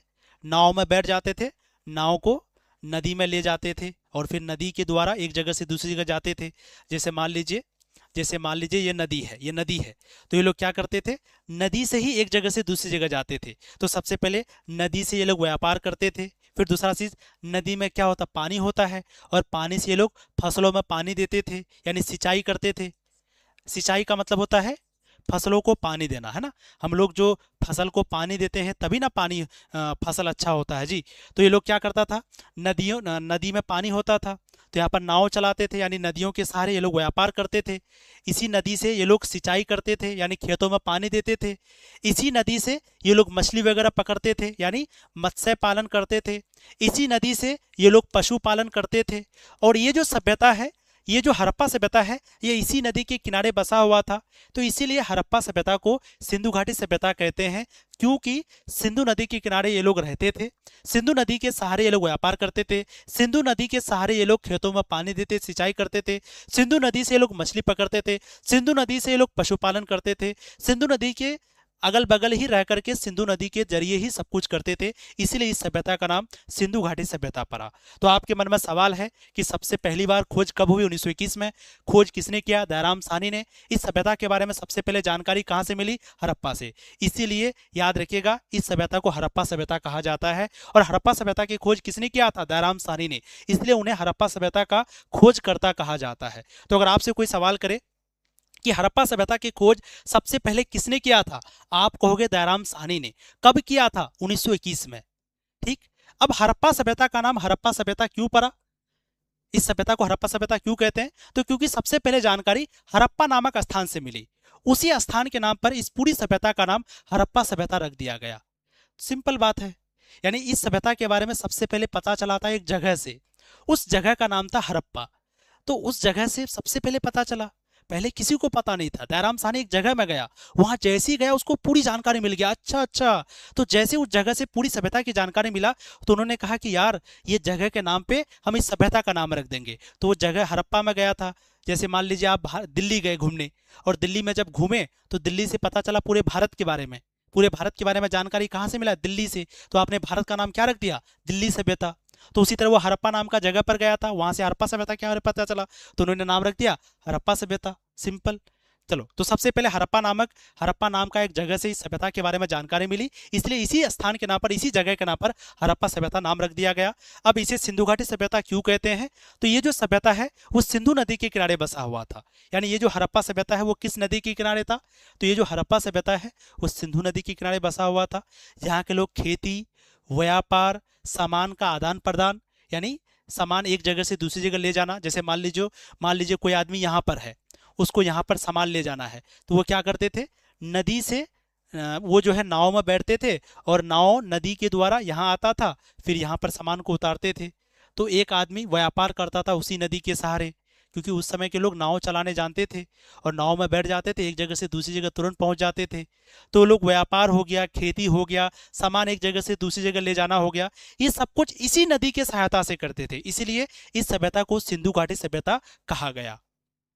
तो सवाल का जवाब मिल गया कि सिंधु घाटी सभ्यता क्यों कहते हैं? तो क्योंकि लोग इसी नदी के किनारे खेती, व्यापार, सामान का आदान प्रदान सब कुछ इसी नदी के किनारे करता था। इसी नदी के सहारे से सब कुछ होता था। इसलिए इस सभ्यता का नाम सिंधु घाटी सभ्यता पड़ गया। अब ये सभ्यता कैसी थी? तो हम सब जानते हैं ये एक शहरीय सभ्यता थी, या इसी को हम लोग नगरीय सभ्यता कहते हैं। तो ये भी सवाल पूछा जाता है कि सिंधु घाटी सभ्यता कैसी सभ्यता थी? नगरीय। क्यों नगरीय थी? क्योंकि हड़प्पा सभ्यता सिंधु घाटी सभ्यता या उसी को हड़प्पा सभ्यता कहते हैं। तो हड़प्पा सभ्यता को नगरीय सभ्यता क्यों कहते हैं? तो क्योंकि हड़प्पा सभ्यता में जितना भी घर बनाया गया था वो पक्की ईंटों का था, जो भी नाला बनाया गया था वो भी पक्की ईंटों का, जो भी सड़कें बनाई गई थी वो भी पक्की ईंटों का। तो सब कुछ जो है पक्की ईंटों का बना हुआ था। एकदम शहर की तरह घर को बनाया जाता था। जैसे आज हम लोग शहर बनाते हैं ना, इसी तरह से वो लोग भी शहर में रहता था। इसलिए हड़प्पा सभ्यता को शहरी या नगरीय सभ्यता कहते हैं, है ना। यहाँ की जितने भी मकान है वो पक्की ईंटों से बने हुए थे। जितना भी सड़क है, जितना भी नाली है, इनको भी बहुत अच्छे से बनाया जाता था। सड़क को, नाली को। लोग खेती और व्यापार दोनों करते थे, यानी लोग खेती भी करते थे और व्यापार भी करते थे। और ये अपने समय की सबसे उन्नत सभ्यताओं में से एक थी। यानी उस समय की अगर बात करें तो उस समय ऐसी सभ्यता कहीं नहीं थी जिस तरह से हड़प्पा सभ्यता था। सोचो, आज से 4000 साल, 4500 साल पहले की बात कर रहे हैं, आज नहीं। आज भी आप देखोगे बहुत जगह पे लोग महल नहीं बनाते हैं, अभी भी लोग कच्ची कच्ची घर में रहते हैं। कच्ची कच्ची सड़क है बना हुआ, पक्की सड़क अभी भी नहीं है। लेकिन आज से 400 साल पहले वो लोग इस तरह का जीवन जीता था। तो कैसे नहीं हम लोग कहेंगे कि ये लोग काफी ज्यादा डेवलप था, विकसित था। समझ गए? तो अगर आपसे कोई कहे कि हड़प्पा सभ्यता किस तरह हुआ करता था, तो थोड़ा सा आप ध्यान से देख लो, है ना। हड़प्पा सभ्यता किस तरह हुआ करता था आपको पता है? जैसे देखो, हड़प्पा सभ्यता इस तरह से हुआ करता था। सबसे पहले एक बहुत बड़ी बड़ी सड़कें होती थी, है ना। इस तरह का सड़क होता था, ये क्या है, ये सड़क है, बड़ी सड़कें होती थी। फिर इस सड़क के दोनों किनारे नाला बना हुआ होता था, इस तरह से नाला, ऐसे नाला बना हुआ होता था, ठीक है। और ये सड़क भी पक्की ईंटों का, ये नाला भी पक्की ईंटों का, नाला को प्लास्टर किया जाता था। फिर आपको पता है जो नाला है इससे गंदा पानी निकाला जाता है, तो नाला से बदबू तो आएगा। आप शहर में जाओगे और कोई नाला अगर खुला हुआ रहेगा तो नाला से क्या आएगा, बदबू आएगा। तो ये लोग क्या करता था, नाला को चबूतरे से ढक देता था। तो इस तरह से जो सड़क है वो एकदम सीधा सीधा होता था, सड़क के दोनों किनारे नाला बना हुआ होता था, नाला को चबूतरे से ढक दिया जाता था। फिर देखो ये बड़ी सड़क है, फिर इससे कई सारा छोटी छोटी सड़कें बनाई जाती थी ऐसे, और ये भी सड़क एकदम सीधा होता था, सीधा इस तरह से, ठीक है। अब ये जो छोटी सड़क है ये क्या है, छोटी, ये बड़ी सड़क है, ये छोटी छोटी सड़क है। फिर इस सड़क के किनारे भी नाला होता था, जैसे बड़ी सड़क के किनारे दो नाला, उसी तरह छोटी सड़क के किनारे भी नाला होता था, छोटी छोटी नाला, एकदम छोटा छोटा नाला। फिर इस नाला के किनारे घर बना हुआ होता था, इस नाला के किनारे क्या बना होता था, घर बना होता था। तो इस तरह से हड़प्पा सभ्यता के लोग सड़क बनाते थे, घर बनाते थे, नाला बनाते थे, सारी चीजें पक्की ईंटों का बना हुआ होता था। इसलिए हम लोग हड़प्पा सभ्यता को नगरीय सभ्यता कहते हैं, इसलिए हड़प्पा सभ्यता को शहरीय सभ्यता कहते हैं, इसलिए हड़प्पा सभ्यता को एक विकसित सभ्यता कहते हैं। विकसित, विकसित का मतलब होता है डेवलप। जैसे अमेरिका कैसा देश है, विकसित देश है। भारत विकासशील देश है, विकसित नहीं। हम लोग डेवलप हो रहे हैं, डेवलप हुए नहीं है, लेकिन अमेरिका डेवलप हो गया है। समझ में गया आपको बात को? सर क्लास कितनी देर में खत्म, बस थोड़ी देर में खत्म कर देंगे। आज ये पहली क्लास है इसलिए आपको हम थोड़ा सा आप ध्यान से देखोगे। चलो अब देखो सर क्या यूट्यूब पे पढ़ाई होगी या तनु क्लासेस ऐप में? देखिए बहुत सारे बच्चों के मन में सवाल है कि सर पढ़ाई कहाँ पर होगी। तो प्यारे बच्चों, हम लोग जो है ना, इतिहास में टोटल कितना चैप्टर है, इतिहास में टोटल 15 चैप्टर है। 15 में से 15 चैप्टर पढ़ाएंगे, जिसका बहुत सारा 3 चैप्टर को हटा दिया गया है, तो जिसका जिसका सिलेबस से 3 चैप्टर हटा दिया उनको नहीं पढ़ना है ना। अगर आप बिहार बोर्ड से हैं तो आपको सारा चैप्टर पढ़ना पड़ेगा, अगर आप बिहार बोर्ड से नहीं है तो आपको 12 चैप्टर ही पढ़ना पड़ेगा। तो हम लोग टोटल चैप्टर आपको पढ़ाएंगे 15। 15 में से पहला जो चैप्टर है आपका, ये ईटे मन की तथा अस्थियां हड़प्पा सभ्यता, इस चैप्टर को सिर्फ हम लोग यूट्यूब में पढ़ाएंगे बिल्कुल फ्री। इसके बाद दूसरा चैप्टर, तीसरा चैप्टर, चौथा चैप्टर, यानी सारा, पहला चैप्टर के बाद कितना चैप्टर बच जाता है, 14। तो ये जो 14 चैप्टर है ये आपको कहां पर पढ़ाएंगे, तनु क्लासेस ऐप में। तो जो बच्चा बोल रहे हैं कि सर सारा क्लास का यूट्यूब में लीजिएगा क्योंकि हम लोग पैसा दिए हैं, बहुत सारा बच्चा बोल रहे हैं, तो नहीं बाबू टेंशन नहीं लो, है ना। पहला चैप्टर सिर्फ आपका यूट्यूब में होगा, बाकी जो चैप्टर है 14 का 14 चैप्टर वो सब कहां पर पढ़ाया जाएगा, तनु क्लासेस ऐप में। तनु क्लासेस ऐप में कहां पर, सफलता बैच में, है ना। तो जिन बच्चों को नहीं पता है थोड़ा सा हम बता देते हैं। सफलता बैच कैसा बैच है, सफलता बैच आर्ट्स का नंबर 1 बैच है, जहां पर सबसे ज्यादा बच्चे पढ़ते हैं और सबसे ज्यादा बच्चे रिजल्ट भी यहीं से निकालते हैं। सबसे ज्यादा टॉपर, सबसे ज्यादा रिजल्ट इसी बैच से निकलता है, सफलता बैच, जो कि आर्ट्स का सबसे बड़ा बैच है। तो सफलता बैच में सारा क्लास, सारा चैप्टर आपका होगा 14 का 14, एक चैप्टर यूट्यूब में।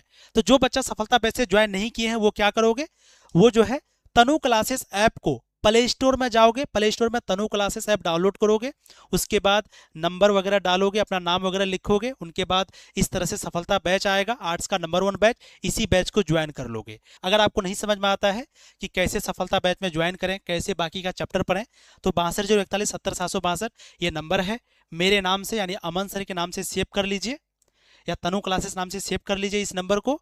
बाकी कैसे तनु क्लासेस ऐप डाउनलोड करना है, कैसे कोर्स में ज्वाइन करना है, ये सब कुछ आप इस नंबर से कॉल करके पूछ सकते हैं, या फिर तनु क्लासेस ऐप को प्ले स्टोर से डाउनलोड करके सीधा आप अपने कोर्स से ज्वाइन कर सकते हैं, ठीक है। बस पहला चैप्टर हम लोगों का यूट्यूब में होगा, बाकी जितना चैप्टर है ये सब आपका तनु क्लासेस ऐप में पढ़ाया जाएगा। बिल्कुल सारा सब्जेक्ट का क्लास, अलग अलग टीचर आपके हैं जो कि सारा सब्जेक्ट कहाँ पढ़ाएंगे, तनु क्लासेस ऐप में, सफलता बैच में, ठीक है। ज्यादा जानकारी के लिए इस नंबर पे आप ज्वाइन कर लेना। चलिए, इतिहास में कुछ शब्द आएगा जिसको आप अच्छे से याद रखना। जैसे एक शब्द है दशक, एक शब्द है दशक। दशक का मतलब क्या होता है, लिख लेना इसको। दशक का मतलब होता है 10 वर्ष, 10 वर्ष, यानी एक दशक बराबर कितना साल हो गया, 10 साल। एक होता है सदी, या इसी को कहते हैं शताब्दी। शताब्दी, शताब्दी का मतलब होता है 100 वर्ष, है ना। जैसे हम बोलेंगे अभी कौन सा शताब्दी चल रहा है, तो अभी चल रहा है 21वीं शताब्दी, अभी चल रहा है 21वीं शताब्दी। तो एक शताब्दी बराबर कितना साल होता है? 100 साल होता है। तो अभी कौन सा शताब्दी चल रहा है? 21वीं शताब्दी। यानी यानी क्या मतलब हुआ कि 2000 से लेकर के 2100 के बीच का समय को हम लोग क्या कहेंगे? 21वीं शताब्दी कहेंगे। तो फिलहाल आप याद रखना, अगर हम बोलेंगे एक दशक पहले, अगर हम बोलेंगे कि ये जो काम है उन्होंने एक दशक पहले कर दिया था, तो इसका मतलब हुआ कि उन्होंने 10 साल पहले कर दिया था। अगर हम बोलेंगे कि उन्होंने यह काम एक शताब्दी पहले कर दिया था, यानी 100 साल पहले कर दिया था। एक शताब्दी मतलब 100 साल पहले, यानी सिंपली समझो, अगर हम बोलेंगे एक सदी या एक शताब्दी, तो इसका मतलब होता है एक शताब्दी बराबर 100 साल, एक दशक बराबर 10 साल। तो यह काम 2 दशक पहले उन्होंने किया था, 2 दशक पहले मतलब 20 साल पहले। हम बोलेंगे यह काम उन्होंने 2 सदी पहले किया था या 2 शताब्दी पहले किया था, मतलब 200 साल पहले। तो एक सदी बराबर 100 साल और एक दशक बराबर 10 साल। अब एक शब्द आएगा प्यारे बच्चों, पुरातात्विद। पुरातात्विद क्या होता है? पुरातात्विद का मतलब, एक शब्द है पुरातत्व, पुरातत्व। एक शब्द है उत्खनन। ये तीनों शब्द को अच्छे से याद रखना, क्योंकि ये तीनों शब्द जो है बार बार आपके इतिहास में आएगा। सबसे पहले समझते हैं उत्खनन का मतलब क्या होता है। उत्खनन का मतलब होता है खुदाई करना, खुदाई। अब खुदाई करना क्या हुआ? जैसे दयाराम साहनी ने, जो दयाराम साहनी है, दयाराम साहनी कौन है? जिन्होंने सबसे पहले हड़प्पा सभ्यता का खोज किया। तो ये जो दयाराम साहनी है, इन्होंने 1921 में हड़प्पा सभ्यता का सबसे पहले खोज किया था। तो हड़प्पा, ये जो दयाराम साहनी है, ये कहाँ गया? एक जगह पर गया। उस जगह का नाम क्या था? हड़प्पा। वहां जाके क्या किया? खुदाई किया, खुदाई। तो खुदाई करना को ही हम लोग कहते हैं उत्खनन। अब ये जो दयाराम साहनी है, मान लो वो यहाँ पर गया, यहाँ पर वो खुदाई किया, खुदाई किया, खुदाई किया। जब खुदाई किया तो वहां क्या मिला? कुछ मिला। क्या मिला? हो सकता है मोहर मिला हो सकता है जमीन के नीचे मोहर मिला हो, या हो सकता है जब वो खुदाई कर रहा था तो जमीन के नीचे से क्या मिला? हड्डी मिला। या हो सकता है जब वो खुदाई कर रहा था तो जमीन के अंदर क्या मिला? कोई मूर्ति मिला होगा। या हो सकता है जब वो खुदाई कर रहा था तो जमीन के नीचे क्या मिला? घर मिला, भवन जिसको बोलते हैं। तो ये जो मोहर है, ये जो हड्डी है, ये जो मूर्ति है, ये जो भवन है, ये सारी चीजें कहाँ मिली? मान लो 1 मिनट के लिए जमीन के नीचे से। अब आप बताइए, दयाराम साहनी सबसे पहले कहाँ गया? एक जगह पर गया। उस जगह का नाम क्या है? हड़प्पा। वहां जाके क्या किया? खुदाई किया। तो खुदाई करने की जो प्रक्रिया है ना, इसी को तो कहते हैं उत्खनन। खुदाई करना ही तो है उत्खनन। अब खुदाई जब किया तो क्या मिला? मोहर मिला, हड्डी मिला, मूर्ति मिला, भवन मिला। तो इन चीजों को कहा जाता है पुरातत्व। समझ गए आप? अब आप बताइए, मोहर से किसकी जानकारी मिली? हड़प्पा सभ्यता की। बोलोगे कैसे? आखिर कैसे पता चला? चैप्टर का नाम है ईंटें, मनके तथा अस्थियां, यानी ईंट से मिला। उसके बाद मनके मतलब मोती से मिला, और अस्थियां मतलब हड्डी से जानकारी मिला। ईंटें, मनके तथा अस्थियां। तो जब खुदाई किया, खुदाई करना को उत्खनन कहते हैं। उत्खनन, ध्यान से देखना, ये मोटा लिखा गया है, उत्खनन। उत्खनन का मतलब होता है खुदाई करना। अब जब खुदाई किया तो मोहर मिला, हड्डी मिला, ये बहुत सारी चीजें जमीन के नीचे मिला, और उन चीजों से पता चला कि यहाँ पर कोई सभ्यता था, हड़प्पा सभ्यता। तो उन चीजों को ही तो पुरातत्व कहते हैं। अब आप कहोगे पुरातत्व का मतलब क्या हुआ सर? तो पुरातत्व का मतलब हुआ उन चीजों को, यानी वो चीजों को पुरातत्व कहते हैं जिन चीजों से इतिहास के बारे में पता चले। यानी जब हम लोग, मान लीजिए, जब हम लोग खुदाई करते हैं, खुदाई करने के बाद जमीन के नीचे अगर कोई चीज मिलता है, जैसे मोहर, हड्डी या मूर्ति, और अगर उन चीजों से इतिहास के बारे में पता चले, तो उन चीजों को ही हम लोग कहते हैं पुरातत्व। या ये खोज करने की प्रक्रिया, खोज करने की प्रोसेस, प्रक्रिया को पुरातत्व कहते हैं, और खुदाई करना को उत्खनन कहते हैं। और ये काम जो किया, कोई ना कोई इंसान जाके ये काम करेगा ना, तो उस इंसान को कहा जाता है पुरातात्विद। समझ में आया? एक बार बोलो यस सर। ठीक है, तो हम कहेंगे उत्खनन मतलब खुदाई करना। खुदाई करने के बाद कोई चीज मिला, कोई सामान मिला, है ना, उन चीजों से इतिहास के बारे में पता चला, तो वो जो चीज है, हड्डी, मोहर, ये सब चीजों को पुरातत्व कहेंगे, या खोजने की प्रक्रिया। अब ये काम जिसने किया उसको क्या कहेंगे? पुरातात्विद। तो जो इंसान, जो इंजीनियर, जो आदमी गया वहां पर और काम कर रहा था, उसको पुरातात्विद कहेंगे। और वो जो चीज मिला उनको पुरातत्व कहेंगे, और जो खुदाई किया इसको उत्खनन कहेंगे। ये आप लिख लेना बाबू, जो हम आपको बताए। उम्मीद करते हैं समझ गए। सारे बच्चे यस सर कह रहे हैं। ठीक, अब ध्यान से देखो। अब ये जो हड़प्पा सभ्यता है, ये बहुत बड़ी सभ्यता थी, है ना। हड़प्पा सभ्यता छोटा मोटा सभ्यता नहीं था, कोई एक शहर में नहीं, बल्कि हड़प्पा सभ्यता गुजरात में था। हड़प्पा सभ्यता कहाँ कहाँ फैला हुआ था, अगर आप देखोगे नक्शा को, अगर देखोगे प्यारे बच्चों, तो ये हड़प्पा सभ्यता, जैसे ये क्या है, जम्मू कश्मीर है ना, इधर आपका राजस्थान है, इधर आपका गुजरात है, इधर आपका पंजाब है, पाकिस्तान है, इधर आपका उत्तर प्रदेश है यहाँ। तो ये जो हड़प्पा सभ्यता है, उत्तर प्रदेश से लेकर के, जम्मू कश्मीर से लेकर के, बलूचिस्तान से लेकर के नर्मदा नदी तक फैला हुआ था। तो अगर ये आप सोच रहे हो कि क्या ये हड़प्पा सभ्यता छोटा सभ्यता था, दिल्ली के बराबर, गुजरात के बराबर, नहीं, बल्कि गुजरात तो इतना ही है, राजस्थान तो इतना ही है ना, पंजाब तो इतना ही है, बलूचिस्तान तो इतना ही है, इससे भी बड़ा था, मतलब समझो इतना बड़ा ये सभ्यता था, आप देख सकते हो। तो ये जो हड़प्पा सभ्यता, विस्तार का मतलब हुआ, विस्तार का मतलब हुआ कि हड़प्पा सभ्यता कहाँ कहाँ तक फैला हुआ था। तो हड़प्पा सभ्यता बहुत ही बड़ा क्षेत्र में फैली हुई थी, ये केवल एक शहर तक सीमित नहीं था, है ना। तो एक पुरातात्विद थे, पुरातात्विद जिसका नाम क्या है, रंगनाथ राव।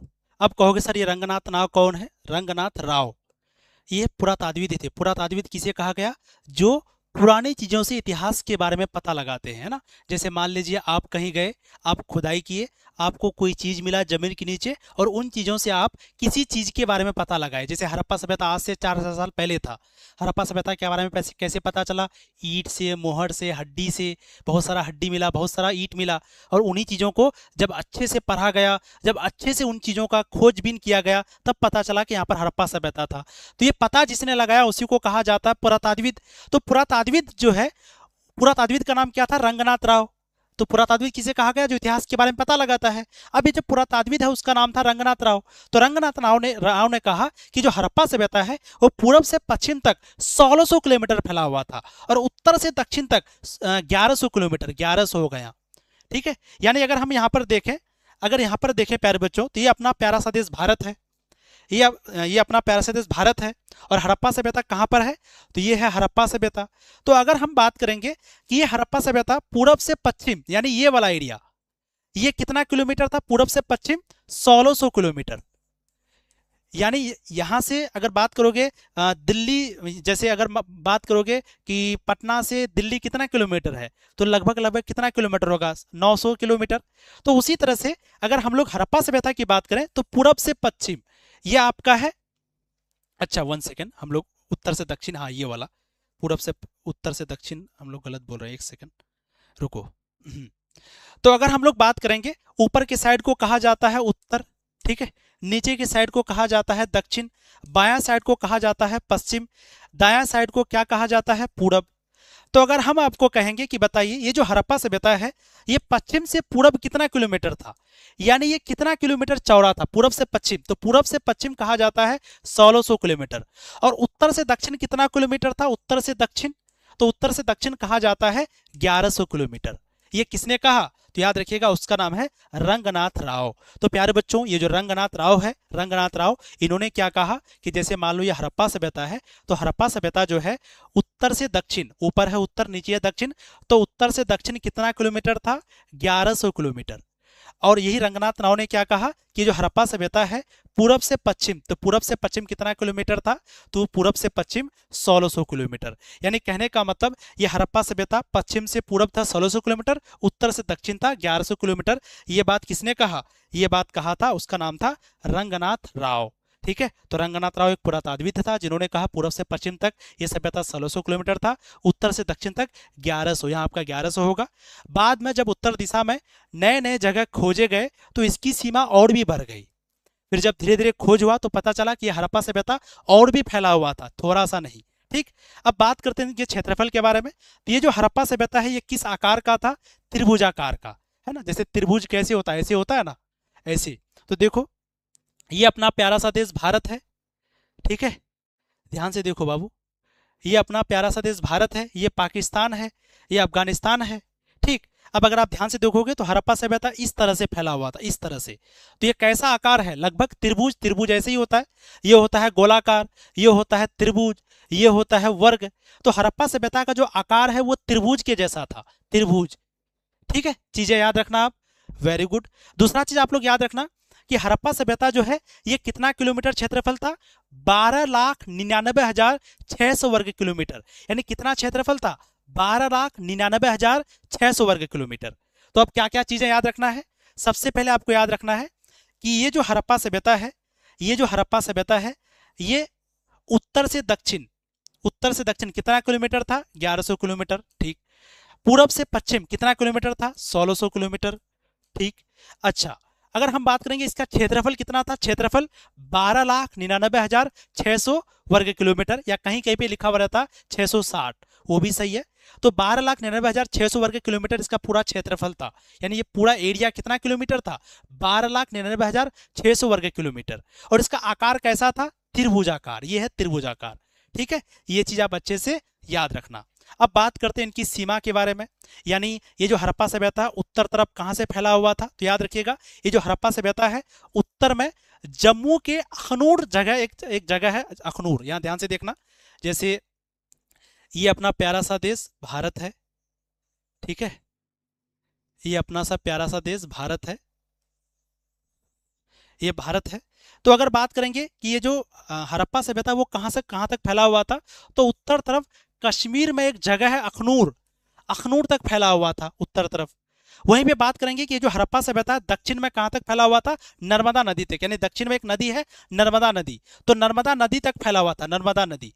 ये क्वेश्चन पूछा जाता है, ठीक है। और बात करेंगे कि हड़प्पा सभ्यता पश्चिम तक कहां तक फैला हुआ था, तो एक प्यारे बच्चों पश्चिम में बलूचिस्तान में एक समुद्र है मकरान समुद्र, मकरान समुद्र के किनारे तक फैला हुआ था। और उत्तर पूरब में मेरठ तक फैला हुआ था, मेरठ तक, है ना, यहाँ पर है मेरठ, तो यहाँ तक फैला हुआ था मेरठ, ठीक। तो अगर आपसे कोई सवाल करे कि ये जो सभ्यता है कहां से कहां तक फैला हुआ था, तो ये जो हड़प्पा सभ्यता है उत्तर तरफ जम्मू कश्मीर में एक जगह है अखनूर, वहां तक फैला हुआ था। बात करेंगे दक्षिण तरफ कहां तक फैला, नीचे को क्या कहते हैं? नीचे को दक्षिण कहते हैं, आपको भी पता है। ऊपर को हम लोग क्या कहते हैं? उत्तर कहते हैं। बायां साइड को क्या कहते हैं? पश्चिम कहते हैं। दायां साइड को क्या कहते हैं? पूरब कहते हैं, है कि नहीं? अगर हम आपसे सवाल करेंगे कि हड़प्पा सभ्यता उत्तर तक कहां तक फैला हुआ था, तो उत्तर में जम्मू तक फैला हुआ था, जम्मू के एक जगह अखनूर तक। अच्छा, दक्षिण में कहां तक फैला हुआ था? नर्मदा नदी के किनारे तक, है ना, दक्षिण में नर्मदा नदी के किनारे तक फैला हुआ था। पश्चिम में कहां तक फैला हुआ था? तो पश्चिम में एक जगह है बलूचिस्तान, पाकिस्तान में एक जगह बलूचिस्तान, तो बलूचिस्तान का एक समुद्र है मकरान समुद्र, वहां तक फैला हुआ था। और उत्तर पूरब में मेरठ तक फैला हुआ था, मेरठ तक, या कहीं कहीं पे लिखा हुआ रहता है आलमगीर तक। और आलमगीर कहां पर? उत्तर प्रदेश में है, यानी उत्तर प्रदेश तक समझो ये हड़प्पा सभ्यता फैला हुआ था। समझ गए आप चीजों को? तो याद रखिएगा, कहा जाता है कि ये जो सभ्यता है, कहा जाता है कि ये जो सभ्यता है मिस्र से 20 गुना बड़ा था, मिस्र से। जैसे आप यहाँ देखो, है ना, उस समय भारत में नहीं, पूरी दुनिया में लगभग 4-5 पुरानी सभ्यता थी। जैसे मेसोपोटामिया सबसे पुरानी सभ्यता है। उसी तरह से क्या बोलते हैं, है ना, ध्यान से सुनो, जैसे हड़प्पा सभ्यता सबसे पुरानी सभ्यता है, उसी तरह से मेसोपोटामिया की एक सभ्यता था, उसी तरह से मिस्र की एक सभ्यता था, उसी तरह से चीन की सभ्यता था। तो कहा जाता है कि ये जो हड़प्पा सभ्यता है ना, ये जो हड़प्पा सभ्यता है मिस्र की सभ्यता से 20 गुना बड़ा था। यानी अगर मिस्र की सभ्यता इतना बड़ा था, तो इसका 20 गुना बड़ा था हड़प्पा सभ्यता। हड़प्पा सभ्यता इससे 20 गुना ज्यादा बड़ा था। और मेसोपोटामिया व मिस्र दोनों के मिलाकर क्षेत्रफल से लगभग 12 गुना अधिक था। यानी मेसोपोटामिया की सभ्यता भी काफी पुरानी है, मिस्र की सभ्यता भी पुरानी है, और हड़प्पा सभ्यता भी पुरानी है। लेकिन अगर बात करें हड़प्पा सभ्यता कितना बड़ा था, तो मिस्र सभ्यता से 20 गुना ज्यादा बड़ा था हड़प्पा सभ्यता। और अगर हम लोग मिस्र की सभ्यता और मेसोपोटामिया की सभ्यता दोनों को अगर मिला दें, तो भी 12 गुना ज्यादा बड़ा था। दोनों को मिलाकर क्षेत्रफल से लगभग 12 गुना ज्यादा बड़ा था। तो इससे समझ में आता है कि पूरी दुनिया की सबसे बड़ा सभ्यता में से एक सभ्यता था, जिसका नाम है हड़प्पा सभ्यता। चीजें आपको समझ में आ गई? तो प्यारे बच्चों, आज हम लोग यहीं तक क्लास को समाप्त करते हैं। उम्मीद करते हैं आज ये इतिहास की पहली क्लास थी और आपको बहुत सारी चीज़ें समझ में आई होगी। देखो, जब कोई चीज़ शुरू होता है ना, तो बच्चों को जल्दी समझ में नहीं आता है, लेकिन हमने कोशिश किया कि आपको बहुत अच्छे से समझाएं, क्योंकि अगर आपको पहला क्लास में मज़ा आ जाएगा ना, फिर आगे का सारा क्लास आपको समझ में आएगा। इस वीडियो को आप एक बार और देख लीजिएगा, ताकि और अच्छे से चीज़ें समझ में आ जाए। हम तो आपको वैसे और भी चीज़ें पढ़ाने वाले थे एक ही क्लास में, लेकिन ये वीडियो थोड़ी लंबी बन गई, इसलिए अगली क्लास में इसको पूरा करेंगे। तो जैसे कि आपको पता है प्यारे बच्चों, हम लोग जो है टोटल इतिहास में आपके कितने चैप्टर होते हैं? इतिहास में टोटल 15 चैप्टर होता है ना। 15 में से पहला चैप्टर जो है हम आपको यूट्यूब में पढ़ाएंगे। बाकी का 14 चैप्टर कहाँ पर पढ़ाएंगे? तनु क्लासेस ऐप में, सफलता बैच में। तो जो बच्चा पूछ रहे थे कि सर सफलता बैच में पढ़ाई होगी, नहीं, बिल्कुल बाबू, आपकी जितनी भी इतिहास की क्लास है सारी क्लास आपकी सफलता बैच में होगी, यानी तनु क्लासेस ऐप में होगी। बाकी एक चैप्टर की क्लास खाली यूट्यूब में होगा, पहला चैप्टर, ताकि बच्चों को पता चले कि हम लोग कैसे पढ़ाते हैं। डेमो बहुत सारा बच्चा मांगता है, उनको डेमो मिल जाएगा। बाकी सारी क्लास आपकी तनु क्लासेस ऐप में होगी, ठीक है।